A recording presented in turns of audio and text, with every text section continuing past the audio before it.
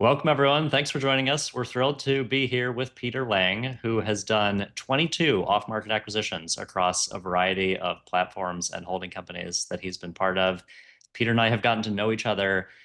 We've actually spent some time in person. Peter did an M&A sort of like boot camp, mastermind type in-depth lab in Austin, Texas, like a month ago, perhaps. Um, and I shared on LinkedIn that it was the best M&A related professional development experience that I've ever had. And I've like bought businesses, sold businesses. We now have a fund that invests in people buying businesses. I've done an MBA, and this info that Peter shared in one day was by far the most valuable M&A professional development experience I've ever had. So post that on LinkedIn. The post ended up going a little bit viral with a lot of people wanting to share the notes. And so we thought it would be very fun to get Peter to share with us live. So thank you, everyone who's joined. We will have roughly, the target is to do roughly half of our time, the hour that we have together, as content with Peter sharing from deals he's done, experiences he's had, and then have the rest of it be for Q&A. That being said, feel free to put questions in the Q&A section. Okay, yes, and someone says chat is disabled, and they're in Central Florida. Okay, so we're beyond my technical capabilities here. Oh, wait. Attendees can chat with. Okay, chat should now be enabled. Okay, thank you. And Caleb says sound is low. Um, so can we just quickly test? Can someone try putting something in the chat? Okay, nice. And Priscilla says I can hear you fine. Someone says test. Okay, Caleb, it might be you problem, but everyone else sound seems to be good. Okay, thank you, everyone. And chat is now back online. So we have the Q&A section. So feel free to ask questions, submit them in there throughout, and then I'll try and intersperse them if they're really relevant, or we'll just hold them for the end. And then I'm going to do a quick survey, actually, just to get a sense of who is in the room.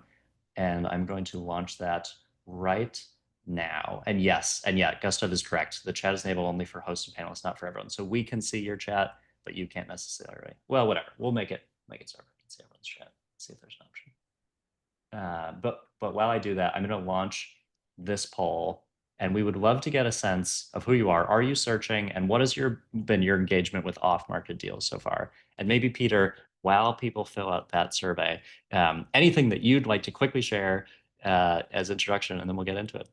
Yeah. So the important context is what I do now, and then we'll give some color to it as we go through the day, is I have the privilege of being smacked in the face over 20 times, as Grant was successful at sharing with everyone. And that's through my holding company, Lang Acquisitions. Lang Acquisitions has started not just a fund-ish private equity play. We call it a boutique private equity that invests in agencies, professional service businesses. But I also did my time. So I was an accidental entrepreneur and a CEO, reinventing the wheel for over a dozen years. So I thankfully raised my hand and say, I no longer want to be a CEO again. My wife reminds me of that when I start thinking of new things or things I could buy where it would volunteer me to do so. With that, I own a variety of different assets ranging from strategic marketing firms, which I'm going to show you how we sourced and acquired and the structure on that, to media platforms. We also have a learning and development company that supports the preparation of my book that Grant has been a guinea pig and contributing to, even if he might not have known he was a guinea pig at the time. Which is coming out next year, that kind of documents the manuscript around programmatic buying. So buying 3 to 4 companies a year. So everything that I'm going to run you through today comes from the things that I've tested in the market, both in trial and error, what I've had students replicate and taught. And at the end of the day, I hope is a resource for everyone to get off the couch, get out of the cubicle, get started, and start doing deals and talking to sellers. And if what I share isn't transformative in that regard, well, dang it. You'll get your money back. But sadly, this webinar was free. Thanks, Peter. And I'm just going to quickly share the poll. So thank you to everyone who submitted the poll. We've had over 100 people submit answers. So basically, everyone is searching. 88% are searching for a business to buy. The vast majority are looking both on and off market. 21% off market only, or on market only. 9% off market only, and 61% both. And then this is very interesting. So how do you feel your off market sourcing has been going? The average answer there is probably like a 5, a 4. No one answered above 8. with the key issue being I don't know how to generate off-market opportunities consistently, followed not that closely by it's too time consuming. So that's been my sense. And I think that I think Peter will have a lot to say about that. So sharing those Yeah, context. indeed. And we'll orient it towards sourcing a little bit less towards the structure, just to make sure that everyone can get kind of a solution there. And we'll dive in. Okay, so formally, hello, welcome. I'm Peter Lang. I have a mission that I set for myself, kind of a promise I want to make for everyone, is that we want to kind of unlock the system of deal flow for those who aren't commonly familiar with lead generation or agencies, where this is like a new exercise or a new profession to step into. So I do have a philosophy. It's 5 phases of doing M&A. And so this is the find category. I'm going to just kind of like share the component part of it that is most relevant and productive for you. At the end of the day, I just want you to have something that if we close out the session, you could go and take action doing, knowing where specifically you can focus your time. I'll give context around that, of course. Table stakes are, there's a minimum of 7 ways to find deals. So when you talk about sourcing proprietary deals, you can get them from all sources. So I'm going to talk through how to source it directly using my favorite channel. So make sure you stick with us as I go through this. But I've gotten deals, and I'll tell you which ones, from lawyers that we've had mutual clients, from accounting firms who we've had mutual clients. It's all from all types of places. Like once in a lifetime deals come around every week when people know you're acquisitive or know that you're trying to go buy something. So I'm going to preface this with, unless you are out there telling people you're proactively buying companies or going to buy one, it's very hard for us to give you one or refer one to you. So this all comes with a level of expectation setting. The next is going to be the time required. Thankfully, I was so happy that that wasn't one of the biggest concerns, because I have a slide I'm about to show that would cause some people some angst and maybe trigger some folks, which is the calendar. I'm a big believer in time blocking, and what's on the calendar is where your time is spent. And so when I was doing the vast volume, and when I've had my now heads of M&As within our portfolio go out and execute, this is how their calendars look. And this is often the way searchers' calendars need to look. And it's hard for them to juggle that, especially while they have a career, if they're not dedicated to it. And so what I like to tell people is, as the way I know that you're going to go out and be successful and you have a high probability of buying a business, pull up your calendar. Show me that you're spending the time putting in the work. And you'll see like the bulk of this is M&A sourcing and responding to the people you've reached out to, communicating with, hopping on calls. So just take this as a table stakes. A pay price for entry is we're putting the time and energy into something if you want to have that meaningful transformational deal. It's not going to come if you're spending 1 hour a week. The last bit I'll add as a caveat to this is offshore virtual assistants. Really a critical part. So if you're doing this at scale and you're the one who's doing the admin tasks, this thing is a big burden and big effort. If you can, as quickly as possible, look up, Philippines, Latin America, Serbia, look up a place where you can get help doing administration of communications, blocking and tackling of your inbox and scheduling. That will make a lot of what I'm describing seem more possible, actually more probable. Like you have a higher confidence that you'll be able to do it. And at any given time, as things are coming up, as I'm presenting it, throw it in the chat. And those who are sticking to the end of us will, we try to have things for you that are useful. My favorite, Grant, I didn't even get to cover this. I did a little bit, but not in the depth I'll share today. Cold outreach to off-market deals.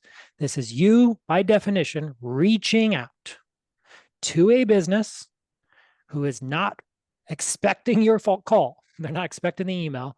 And you are saying, I am interested in your business. Have you thought about selling? Have you thought about succession from your ownership? Have you thought about the next phase of growth? Have you thought about how technology might disrupt you and what that means for your ownership and the potential? Being really curious about the future of their business. Now, I'm going to warn everybody. They aren't prepared So when you do proprietary off-market outreach, you're reaching out to people who have not packaged their business for you to ask questions. These are oftentimes messy and unorganized companies, even up to 3, 4, 5 million of EBITDA. You would be surprised at the lack of rigor in some of these companies. Not always the case, but you would be surprised. And so when I start thinking about how we're going to reach out to companies, we say, well, if I'm going to reach out to them and they're not prepared for my call, I have to then orient myself to be able to receive. That means education first, be curious first. And that's really critical as we're moving forward throughout this process today. You also need to do it independently. So this allows you to control the amount of companies you potentially are exposed to, the companies you talk to. It's a lot different than being responsive to brokerage or market listing sites. It also helps you focus on strategic targets because we're able to narrow down on a specific type versus try to take all coming. It also helps you get more volume. This is very important. You need to put in the numbers. Many people are frozen because they don't have an acquisition criteria before they begin outreach. Oftentimes, your first conversations is discovery of the types of assets in the marketplace so you can refine your acquisition criteria. And so keep that in mind. Numbers game. What are the expected results? Well, my favorite is LinkedIn. So I'm going to give you kind of a LinkedIn funnel to kind of understand your expectations. One is it helps us find motivated sellers. Motivated sellers, by definitions, means they have a reason to sell their business, a reason to take action. And you just have to uncover what that reason is. And how do we find them? As we go to a tool like Apollo, we go to a tool that enables us to create a list. You'll hear people reference Clay has been up and coming. You'll hear Apollo. You'll hear things like Dun & Bradstreet lists. You'll hear these types of sources where data is aggregated about a specific segment, or you can segment the markets. That's where we create our initial list. It's very helpful. This is Growbots as an example, because you can also sort that or segment your list then by number of employees, qualification criteria that helps you understand potentially the size and scale of the business. So Grant, nonprofit megaphone, how many people you got over there? Just over 60. 60. So if you saw nonprofit megaphone in LinkedIn and it came up in a list that you generated in Apollo, and it says Grant is the owner, and they have 6, probably will say over 50 employees in the range, that's potentially a certain size business, which helps really set kind of the baseline parameters of what type of acquisition, what type of buy this is going to be. If it says 0 to 1, that might not be a company big enough for you to potentially approach. Doesn't mean you can't. But again, these are what these tools enable. So number one tool is LinkedIn because it provides this information. There's a premium version, Sales Navigator. Highly recommend it. You have access to titles, org charts. That's what we want to use. It's a numbers game, people.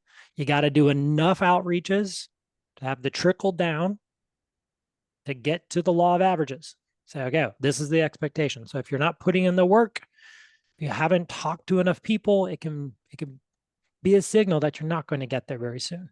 So at the vast majority of you, we want to see what those tools are going to help support. So let's do Apollo, let's do Growbots, let's do Clay. Let's generate as big of a list of prospective businesses that we can reach out to via LinkedIn. Does that make sense? Everyone I'm showing you was either about to show you is either referral, LinkedIn outreach, or email outreach. Email since, Grant, when did email get disrupted? Was that 23? Yeah, recently. I mean, like last year, I'd argue, like mid last year. Yeah. Yeah, email used to be fantastic. But emails started to underperform quite dramatically at scale. So I'm going to tie the outreach to a deal, and then we can provide back narrative to it so we can get specific. Does that work? Love it. And I just want to underscore this for everyone because I get, and like we have some people who've bought in the chat, and I own, my wife and I own multiple businesses. We get tons of emails. We get far fewer people reaching out through LinkedIn. So that's just like an interesting, I would just say like really bookmark that. And we've been doing it, some of it ourselves for like little add-on things Julia's trying to do. And it's been like surprisingly successful. So anyway. There's a good question about, is it an optimistic funnel? No, this funnel is about having a qualified list of segments. So if you get a really broad list, your conversion rates are going to diminish. You're going to get much smaller. If you don't have a sector and you're just reaching out to multiple sectors and you're just looking for founders, your conversion rates are going to decrease. So the more specific you can be, and this is a great question to prop this, the more specific you could be to a category or to an industry, the more tailored you can be to the message you send them. And that's actually very important. If Grant, who's the owner of multiple businesses, reaches out to someone in a vague, non-specific way, it's not going to land. People get hit up all the time from vague, non-specific messages. But when you have a very targeted outreach to a very clearly segmented list, you have a higher response rate. Yeah, and the 0.1 response rate is really from like the cold email mass blast days, which really like that rate is probably closer to 0, honestly, if you're just like now. Anyway, so yeah. And then I just want to give everyone the professor who I reference and recommend everyone as Walter Modorian. He's created the 3 Ps: possible, plausible, and probable. I want you to think about these things as Grant and I kind of know. When you start amplifying these things at scale, you get people who are the naysayers and disagree that things can be done. There's various opinions in the marketplace. The key thing I want you to get towards is it possible someone would accept this, or possible someone would respond? Is it plausible, meaning there's evidence to support that it can happen? And then is it probable? Has it happened enough to create some level of probability, a percentage of probability that it can happen? And we'll hopefully work through that to get this there. Now, that means I'm going to get to skip the 3 Ps because I told you them and I want to stay on schedule. The last one is there's an arbitrage of EBITDA. So making sure everyone's aware, we're talking about Main Street. It's called USMEs, unsophisticated small to mid-sized enterprises. And the classification of that is SMEs, sophisticated mid-sized enterprises. And there's different EBITDA multiples and there's different market comps for those types of businesses. Last, before I get into deal structures and how we source them, is there's a roll-up scenario and then there's a searcher scenario. I'll show you both so you have it as context. A roll-up scenario is I'm a business. So whether it be my former company when I was actively the CEO or the roll-ups now we run, I'm a brand, I'm a company, I'm the CEO, and I'm going out and reaching out to buy growth, acquire a company. It's a thing you can do after you bought your first business. You can add on other companies. There's an arbitrage, there's an opportunity. That's a different disposition than I'm a searcher or I'm going on, I want to buy your business and I'm going to be the next owner of it. Narratively speaking, I've done both. So I'm going to do my best to kind of position those two when they show up. And I'd guess that probably like 90% of the audience is more in the searcher group in this case. Great. Yeah. I want you all to become the roll-up after or the add-on person after. So once you do buy your first business, I am a proponent. M&A solves all business problems. It also creates a lot of them. You want to go out and add other businesses. So learn a skill, go buy a business. Don't just stop at that. Go buy other businesses or add on businesses to it. Okay, so that's the importance of deal structuring. So deal structuring is a skill. It is, but it's also an art. And this comes from you being able to educate and be aware of the market factors.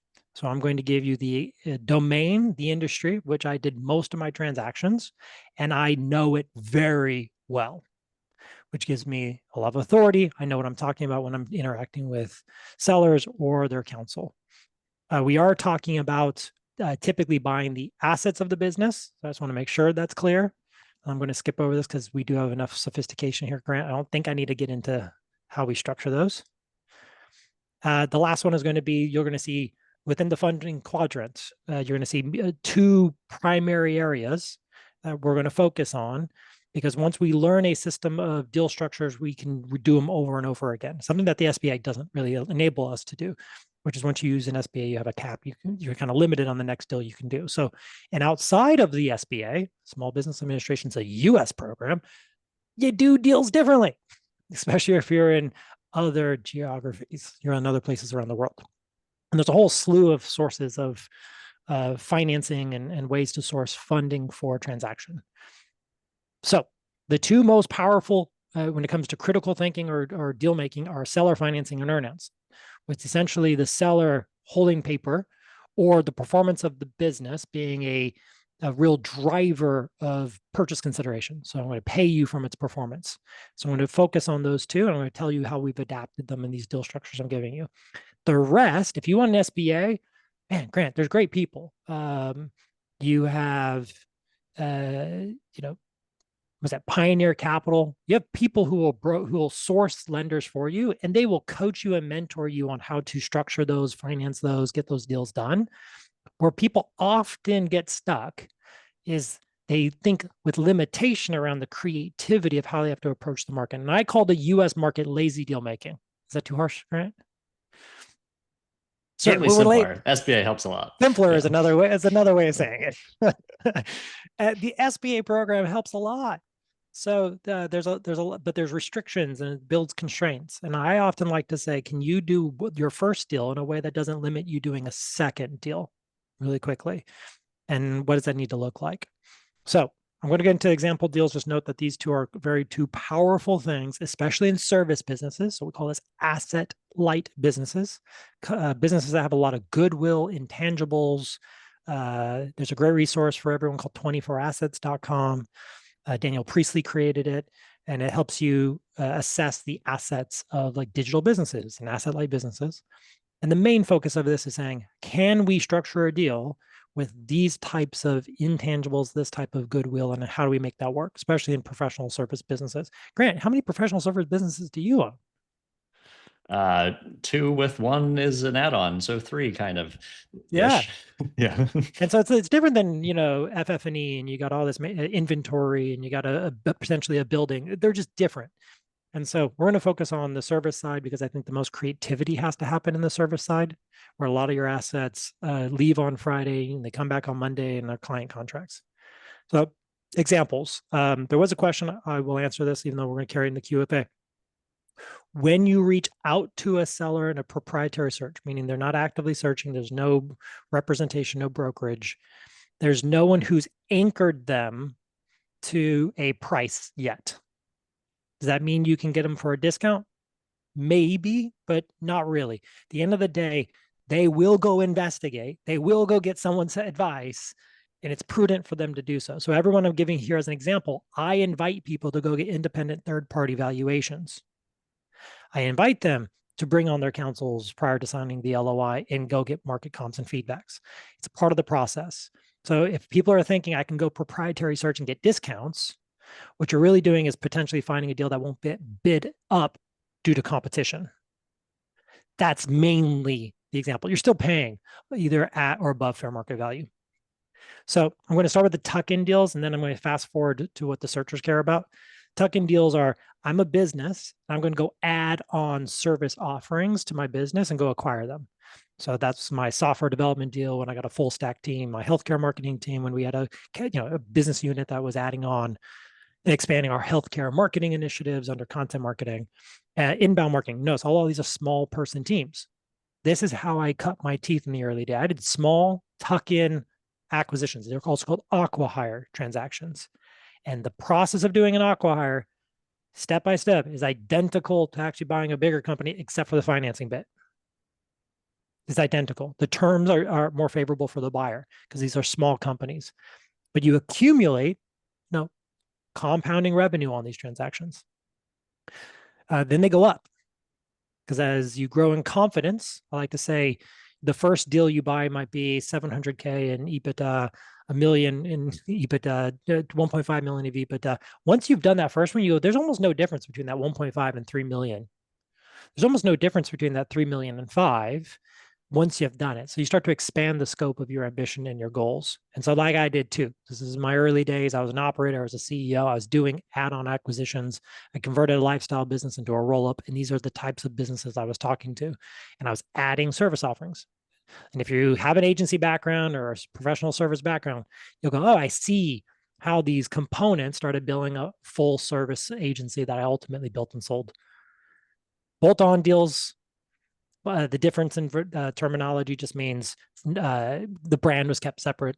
Tuck-ins were completely assimilated and then distributed across the organization. Bolt-ons we kept as a storefront independent.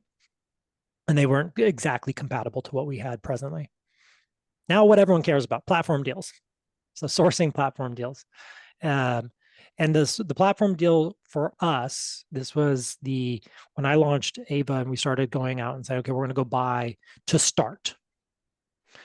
We brought our own money to the table. So we made our own equity. And we also did friends and family. So we raised capital. And we said, okay, what's the EBITDA we want to buy? What makes a lot of sense? And it became 3 million, above 2.5, 3 million of EBITDA. We weren't going to go into the 5. We weren't launching a private equity firm that was going to be, we call ourselves a boutique private equity firm. It was more our own money. We didn't want to raise a bunch from LPs. We were thinking more conservative. What's a good first thesis as business partners who are doing a project for the first time? And we structured it this way. Now I have a visual that I'll skip to because I think the visual will help everyone. But before I do, I'll give the context of how I source this. Because people know we're acquisitive, that's posting in Facebook groups, that's posting on our LinkedIn's, that we're looking for businesses to buy, that's being proactive and taking phone calls. So people are hearing about our criteria, hearing that we're acquisitive, hearing that we want to buy. A gentleman in the Facebook group who was also looking to buy, like a fellow searcher, knew our buy box. And he had a deal on his hook that he got from his proprietary outreach that I didn't get from my proprietary outreach yet. And he said, this looks like it's better for you than it is for me. I'll give it to you. I want a finder's fee. If you close, How I much want a was the finder's finder's fee. fee? Can you? 50,000. Yeah, not bad. That's Now great. it was, I mean, on 3 million of EBITDA. Yeah. So, and it was on close. So it was provisional on us closing, of course. Yeah. So we just add it to the transaction fees. And it was good for him, you know. So this is the advantage of being in a community like what Grant has around. Be around other searchers because you kind of have this exponential network effect. Like you find a deal, but if you know other people's buy boxes, you know maybe their core values, maybe you know what they're looking for in regards to like future opportunity. You can refer. You can come up with agreements and finders fees and give each other credit because then it's everybody helping to transition wealth, transition businesses to the proper owner. If you think about those conversion rates, there's more companies you shouldn't buy than there are companies you should buy. There's more disqualified opportunities than qualified. But the disqualification criteria for you might be the qualification criteria for someone else. I just want to set that as a very important distinction. So don't search in private. Search with a group and search amplifying your efforts so people can then fill on that and feed it. And then the inbound marketing agency. Again, this was a fellow business. So there's directory websites. This would happen to be a HubSpot directory website. So a website from a technology that said, here's a bunch of service providers. We created a list. We scraped the list of all of the agencies on the HubSpot directory. And then we organized them by location because we had some preference around location. And we reached out to those owners. And it sounds simple. It's that simple because our outreach was, we saw you on the HubSpot directory. You're one of these bank partners. This was a platinum partner. We love the work you've been doing. Have you thought about selling or bringing on a partner? And this company had a passive investor who wanted to liquidate his portion of equity. He wasn't going through a sell process. That was an internal discussion with an investor who was just been riding for a period of time. And the guy who's been cutting him a check of dividends was like, I want him gone too. So these opportunities come from you being proactive. And then when they evaluate you, they know that you're a buyer. And that could be from you having a website. That could be from you talking about it online, you sharing your whole process, the things that make you unique. And Peter, is that the type of thing, going back to something you said at the beginning, is that the type of thing where maybe you have a virtual assistant who scrapes that database, gets all the emails, gets all the LinkedIn profiles, and then maybe like sends a templated message as you on LinkedIn Yes. or on other channels? Yeah. Yeah. If we want to, it's nice and easy. The force multiplier of having a VA manage your LinkedIn and messaging people and seeing those messages and organizing which ones you respond to, yeah, it's buyback time. Like it's an amazing investment, especially if you're going forward with it. If you're raising money in regards to bringing on investors to look for a business to buy, you should have a virtual assistant helping you do that. Again, it's just you are $150 to $200 an hour, contributor to a business. Don't do $5, $10 tasks. All right, so I'm going to just give you the visual because I'm going to run out of time. I want to be as much Q&A. These are the same structures, but the visual is going to be the important. I tried to redact it. This isn't some presentations. Literally what we walked through and created a visual with the seller to understand how we're approaching this deal. So that 3 million of EBITDA, this is that example. If you happen to read a name and I didn't properly redact it, forget it. Just take it out of your brain. And so this was the now state. So I'm going to show you and just explain, and then we'll get into Q&A and expand on this. So this is the deal that came from someone searching. Wasn't qualified for them. I think it was slightly above his EBITDA target. Knew that was within our range. We got an introduction. We signed a finder's fee agreement, and we started the process of understanding this business and understanding the terms. The owner of this business owned 100% of it. He was not the CEO.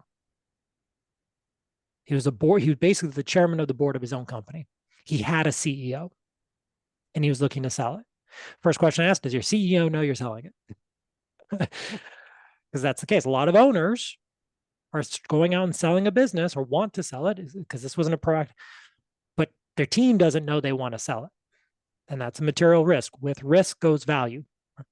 And so you have to think, all right, there's going to be key man risk. They're not incentivized in the transaction. What if I pay you and all of them leave? Because once we sign the LOI, he's introducing me to the CEO, and the CEO is going to go through the process. And that's where we learned that the CEO had a small profits interest, but too small, like not enough for it to be material for the transaction. There are also the key people involved there's some client concentration, risks that we identified, and the key relationships with some people who had no incentive, who weren't rewarded in the transaction. So we went to that owner and said, I know you want to sell it. I know you want, this end up being, you'll see the total consideration there on the bottom. I know you want, it was 3 million, 5 times multiple on that. That's pretty no blink, no flinch valuation approach, but we got to give a third of that to the team. Got to give a third of that to the team. They're the ones who run the company. We got to reward them from that. And so what that enabled us to do is actually lower the purchase consideration because that's moving to retention bonuses. So we're actually able to negotiate smaller cash outlays. So we actually ended up more ahead than this. Again, how do you buy something at 3 million if you and kind of like think creatively in a deal? Now, did we need to reduce purchase price to get the deal done? No. But did it require it for the deal to be successful? Yeah. If we weren't giving purchase consideration, now it's just called moving when you're paying people. We're paying them from bonuses and retention bonuses for staying in the business. We still don't have access to that money. It's just coming out at a future date. So it wasn't transaction oriented. So we said, effectively, this is what happens. The CEO is going to get this percentage, and that's the pink. Let me say, is that pink? No, that is the green. And we're going to pay that green amount to that CEO. And then we're going to ask the team to roll some of that. Where we were different, we weren't a permanent hold company. That's not my disposition. I'm not permanent equity. I'm not B Shore. I'm not the people who are doing long-term holds. Grant has some people he invests in that. I am a intermediary owner. I come in, I own for 3 to 5 years, then I'm going to sell it. And so I wanted to lock in those key people for my next transaction. So I needed to not just retain them for my ownership, I needed them to be happy about the next owner after me. So I began with the end in mind, and see how important that is in forming the expectations present. Because I knew the destination, I knew the intention, I was able to carve that into the deal. So I asked him to roll a percentage of that. And same thing goes with this owner. He was more, he had been pretty flat. I mean, most owners who have lifestyle businesses making 3 million a year, he wasn't really growing because he was just taking all the cash out of the business. CEO is like, hey man, you can't just take all the cash out of the business. We're not really reinvesting in growth. He's like, yeah, but we're making 2 to 3 million. We're making 3 million a year. It's going in my pocket. I'm happy. And we said, well, we know we can grow this. We're going to reinvest. We don't need to take as much of the profits out. And he saw us and said, I like the potential of where you guys are going. We said, great, co-invest with us. And he was at a stage of life, already financially independent, already had a few successful exits. He's going to reinvest the money anyway. He saw us as a good investment vehicle. So he rolled another percentage of the purchase price as a capital contribution. So that's the next one you see here. So what did we discount the purchase price to be. I mean, total valuation's there, but we were able to take off about 6 million from the purchase price. It ended up being closer to 10 from 15. Just different economics. And we didn't know any of this. You don't know any of this. This is all deal dynamics. This is happening from having discussions with them in real time based on the business we found. Does that make sense? Grant, anything I need to double tap on? There's a lot here and we don't have time for, but I'm This is trying a to great diagram. Yeah, no, it's yeah. Anyway, and we'll share the slides afterwards. But yeah, just fantastic. And the thing I'm trying to help people understand is we have to visualize these things. Okay, you have to create visual artifacts so everyone understands what we're talking about. So this is a useful skill, being able to whiteboard, being able to, this is a Miro board, or being able to build these things and kind of get used to, just collaborate, don't negotiate. Say, how do we get there? Here's my concerns. There's key man risk. And if you interact with a seller is like too high of a multiple as an expectation, meaning inflated valuation, not even listening to the client concentration or the key person risk in the business, you just move on. That's why the numbers of game is so important. Just move on. Because you need to have pragmatic conversations about a realistic scenario with the asset. And then this is how we structured the payment terms on. We had a huge client contract that was up for renewal. Again, because they're not prepared to sell. They had a client contract that was coming about 2.5 months later, like significant client contract. And we said, we're not comfortable wiring you all this money and that not happening as a renewal. So they agreed because they're like, yeah, it's a big deal. Because again, they weren't actively trying to sell. This was a business that could sell. The buyer was interested. The seller was interested in selling to a buyer, but he wasn't going through a sell process. So the timing sometimes doesn't match the cycles that exist within contract renewals or the industry. And it's okay as a buyer to de-risk your business investment by pegging different payments to different thresholds or things that happen over time or in the business. And in this case, we did a contract renewal. That's why you see that 6 months after close, that tranche of money going to the seller. Yeah, super smart. In the interest of time, Peter, is there anything else that you want to make sure we cover before we go into questions? I just want to double tap. I do talk to brokers. I do look at listings. I've never bought one from a listing. So, and because of it being a proprietary search, I'm reaching out to people who are unprepared. And therefore, I have a process which Grant has seen, which is about creating more preliminary due diligence before an offer to help the seller, help the business give me what I need to structure deals since they're not showing up prepared. And so it seemed more aggressive. That's why when brokers see my preliminary due diligence request list or my other standard operating procedures before LOI, they go, that's a lot. Yes, because I'm reaching out to businesses who aren't prepared. And so we do have to ask questions or tell them where we're going so they can prepare the things we need to, move along the deal and not get lost in fact finding or building out financial statements that they don't have. So I just want to state that. You still can get a lot of information. You can still go to off market. But at the end of the day, I know whether or not you're going to be successful with some high degree of probability is whether or not you're just reaching out to people and having conversations. And everything you can buy. I bought Growth Hackers, which was a media website. Ended up not buying the business. I bought all the media assets and then acquired a business into it. I've acquired small businesses that looked big, but I thought they were bigger than I thought when I reached out. You just don't know until you have conversations. So my challenge to everyone is 5 conversations as fast as possible and 20 within the first month. If you can do that, the people who do deals will give you more credibility, more respect, and help you along the way. The biggest thing that we have as a concern with you is you're just not putting in the effort.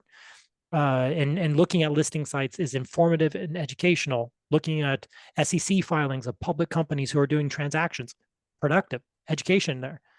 But the biggest thing that I've seen are the people who are proactive learn the fastest.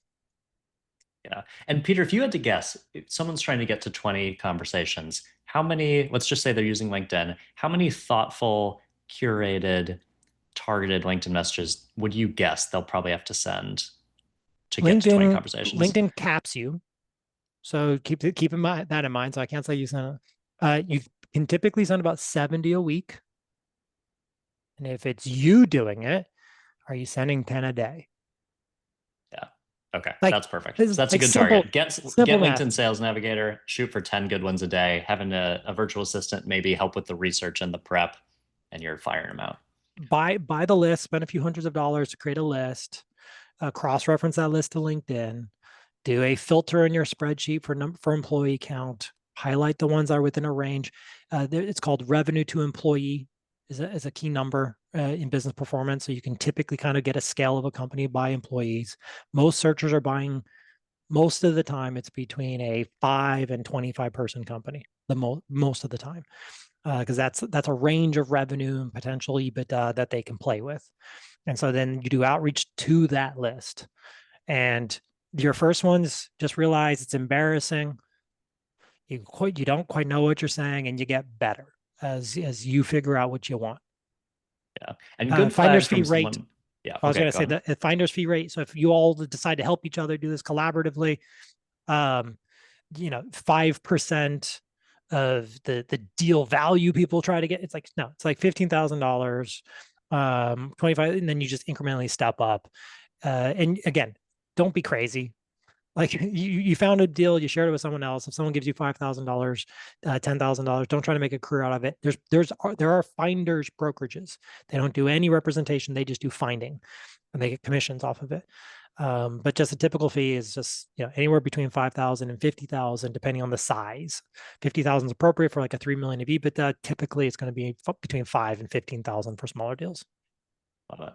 And a quick, great comment here from Lane, who says there are some types of businesses where, like, if you're looking for like dry cleaners, the owners are maybe not as active on LinkedIn. And something I'll just share that is interesting from a searcher that we've been working with is he really wanted to buy a water and fire damage remediation business in the city that he lived. And so he just made a list of all of them. I think he did it himself, but could have used an assistant, saved a bunch of time. He then sent handwritten notes and called all of them Yeah, himself. And that worked. He got 3 opportunities from that. It took him a couple months. There was like 250 of them, but it totally worked. So anyway, letters just work sort of too. interesting. Yeah, Link, who is on Will Smith's podcast, Squire Minds. I also interviewed Link. He sends handwritten or printed letters. Again, those do work. Then there's in other countries, in person works better.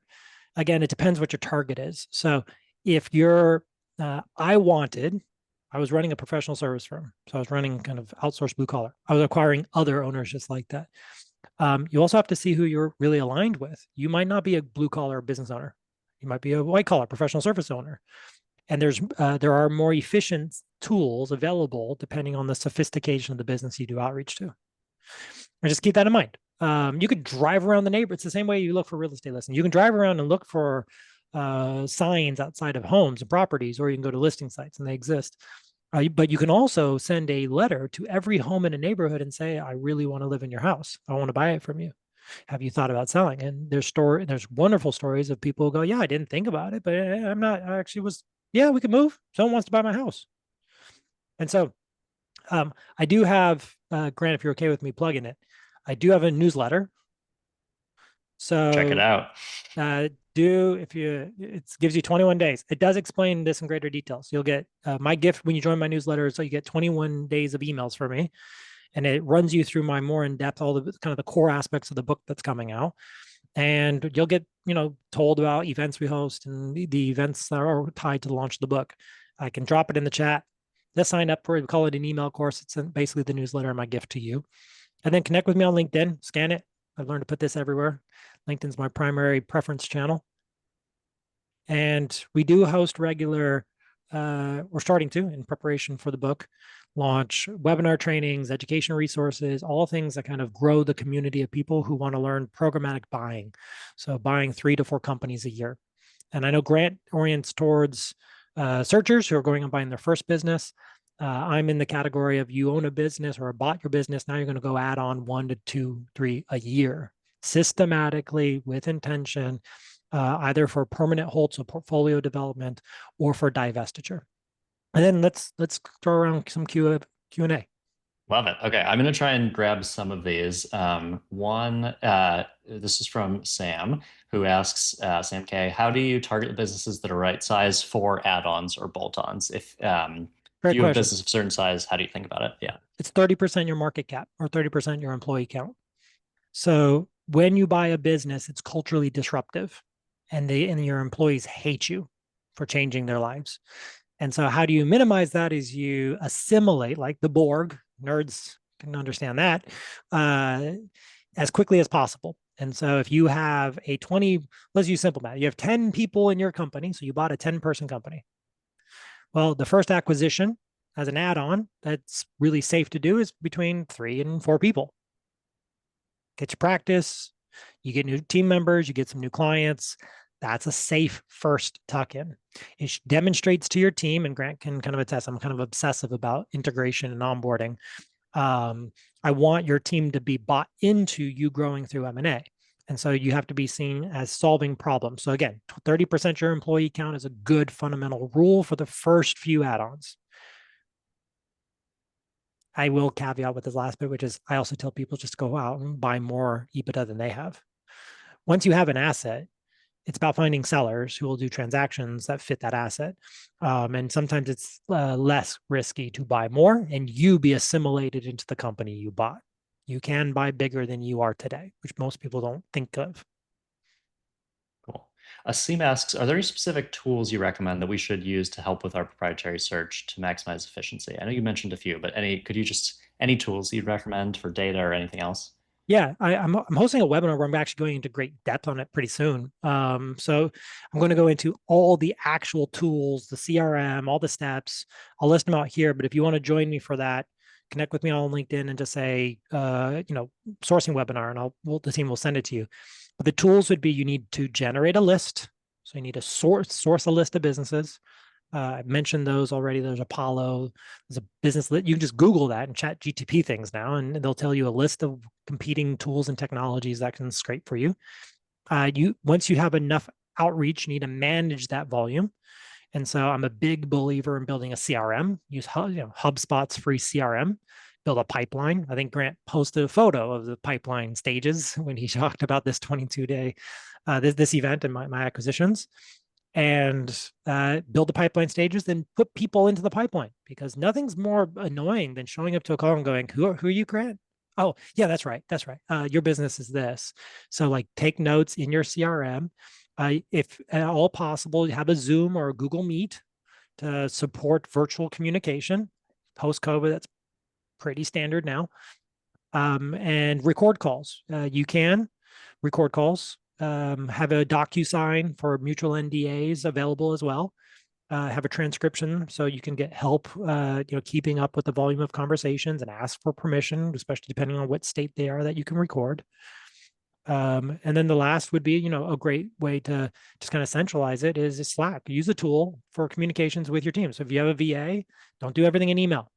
Have a separate tool for you and your VA to go back and forth on your pipeline. If you're not, if you put a place where you can talk about your opportunities, that's not just your inbox, because your inbox will be a hot mess when you're doing outreach at scale. And that's why you need a VA. Love it. A couple questions related to, is it realistic to do an off-market transaction as a first deal? I guess you did because you have never done an on-market deal, but are there ways that you think that people who are doing a first deal can increase their credibility for an off-market transaction? Yes. So the typical ways you do that is you express your thesis in a website.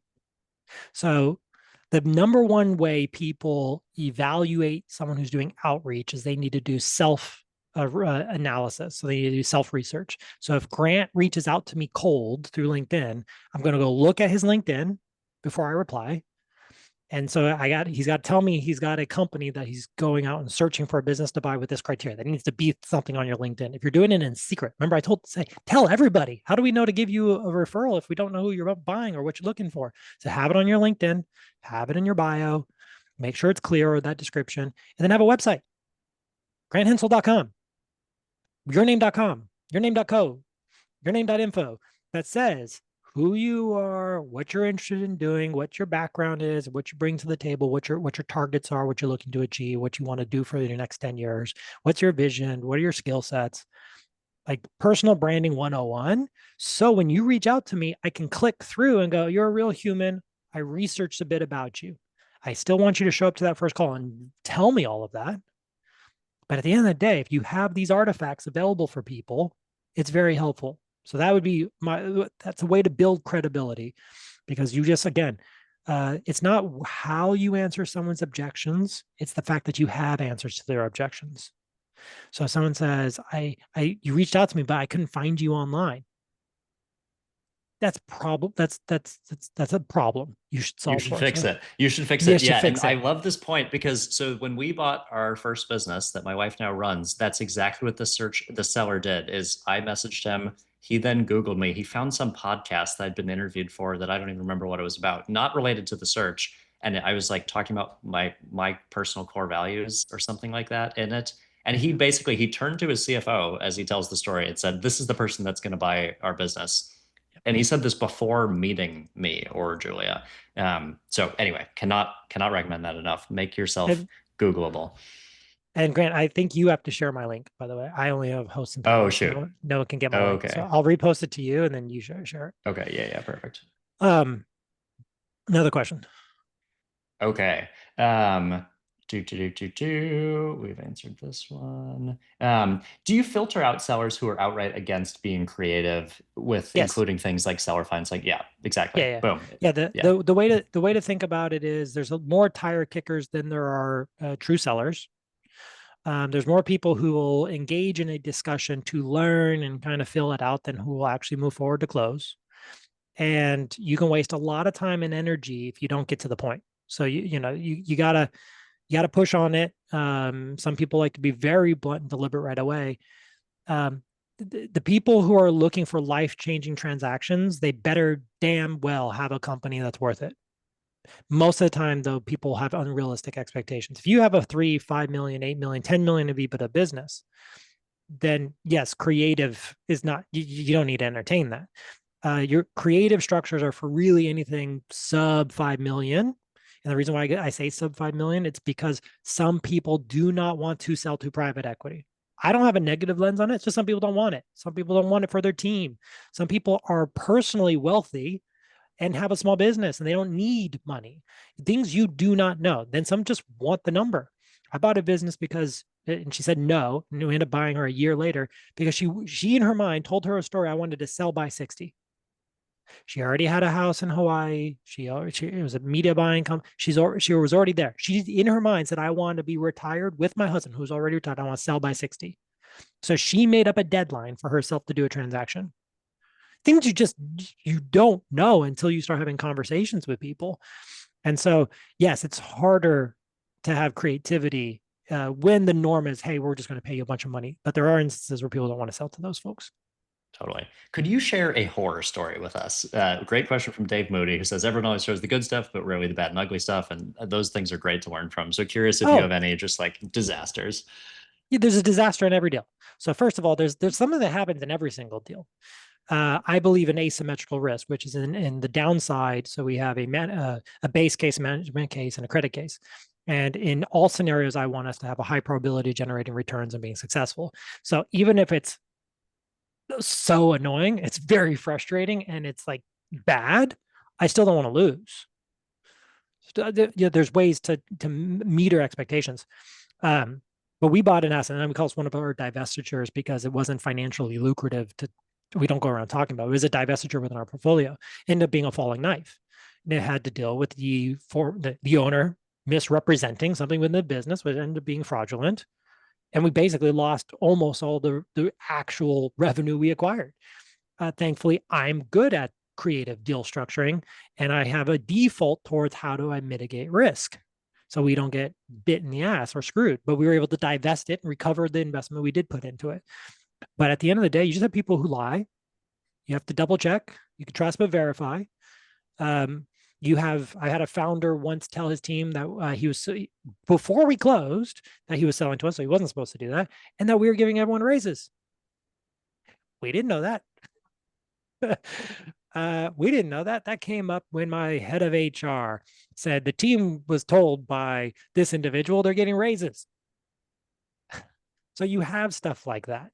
It does happen. No matter how structured you can be, you still have variations of stories. That's why my process is so well documented, and Grant kind of attest to like the level of preliminary due diligence I do, is because I got the lessons learned, and I got the experience to know to ask those questions, know what to investigate, and when to get them to represent them and disclose them at various stages. I ask the same question multiple times to see if they answer it the same way. I ask it at very different stages, slightly differently. And the goal is not to try to catch them up. It's just to make sure we're buying something we know we're buying. Yeah. Peter's list of 126 questions, I believe, something like that, over 100 that he asks pre-LOI, if in off-market deals in particular, because there's so much information that you just don't know. There's no SIM, there's no broker listing. And anyway, that's a topic for another time. We have 3 minutes left, but it's excellent. Like, anyway, we're using it. And by the way, I do. So didn't mention it. I have another lab coming up. It is October 10th. So there are a few seats available. So if people do want to do what Grant did, which join us live, which is neat to do again, we have an in-person live in Southern California on October 10th. It's in Beverly Hills at the Waldorf Astoria. It's a small group. We cap it. We also curate it. We make sure it's good. We don't go more than 20 people. We try to keep it around 10 actually for the labs. And then we have another one in Orlando, Florida in December. So get on this, subscribe. You'll get the information on it. See if we can blast through a couple last ones. Is there a target debt to equity ratio that you like to keep in mind before pursuing further bolt-ons? If you bought one business, do you want to deleverage to a certain amount? Yeah. So what I'm typically, so I'm going to give everyone, instead of a number, I'm going to give you a directive, which is if a bank won't loan against it, that's the debt to equity ratio is too much.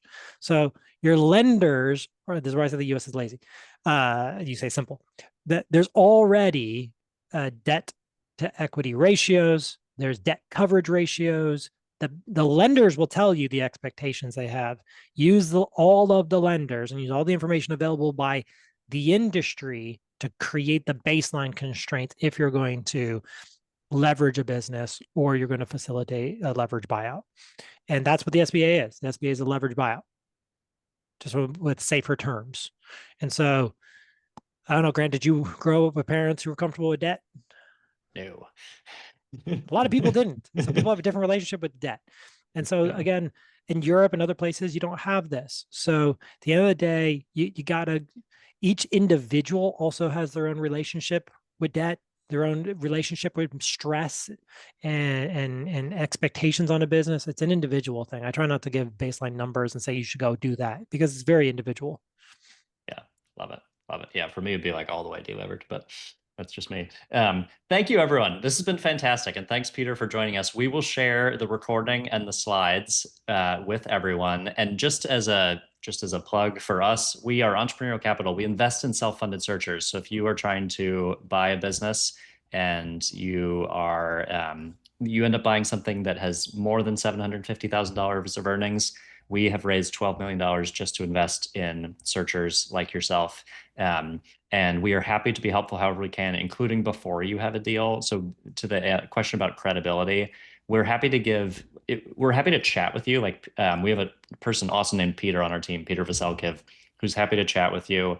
And if we can sort of back you with confidence, we're happy to give you a support letter that says we Entrepreneurial Capital are interested in potentially deploying, for us, it's $300,000 to up to $2.4 million in equity in a transaction that you might have. So thrilled to do that. If it was helpful, I will put Peter Vasilkiv's email in the chat if you'd like to reach out to him. And I want to double tap. I want to actually promote this as a positive. So every business that I've evaluated, and that's now 3,000 companies since 2019, the best performing companies had board advisors. And oftentimes when you're getting someone like Grant or their firm to invest or invest in your deal, you also get them as advisors of the deal. You get these people as resources. And so make sure you take advantage of that. It's a great predictor of your success, the people you decided to have around you to advise you to be successful. not just take their capital. Happy to help. Yeah, happy to help. We love the self-funded search world. Thank you, everyone. And thank you again, Peter. We will wrap this party up. But if you have other questions, reach Peter on LinkedIn, sign up for his email newsletter. You can reach me on LinkedIn. You can email Peter, the Selkiv on our team, and hope everyone has a great rest of the day. Thanks again.